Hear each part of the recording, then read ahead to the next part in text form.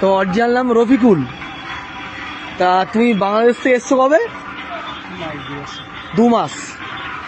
তা 2 মাস থেকে আসার পর তোমার আধার কার্ড হয়ে গেছে, আর থাকছো কোথায় এখন? ঘুনি। তো বাংলাদেশের লোকজন বলছে ভারতের পণ্য ব্যবহার করবেন না, ভারতের জিনিস চালাবেন না, ভেঙে দাও, গুড়িয়ে দাও। আর তোমরা তাহলে এইভাবে এসছো, আমাদের হিন্দুদের উপর ওরকম অত্যাচার হচ্ছে বাংলাদেশে, আর তোমরা এখানে এসছো 2 মাস। দাঁড়াও, এখানে দাঁড়াও। তুমি বলছো তুমি এসছো 2 মাস, তাই তো? 2 মাসের মধ্যে তোমার ভোটার কার্ড, আধার কার্ডটা হয়ে গেছে? আধার কার্ড করেছো? কিভাবে করলে আধার কার্ড? টাকা কত টাকা দিয়ে আধার কার্ড বানিয়েছো?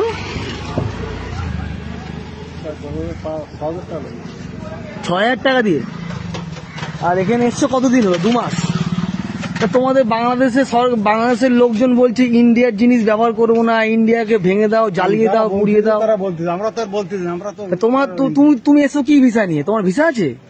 পাসপোর্ট আছে? কি ভিসা নিয়ে এসছো? মানে ট্যুরিস্ট ভিসা। তা ট্যুরিস্ট ভিসা নিয়ে সেখানে কাজকর্ম করছো,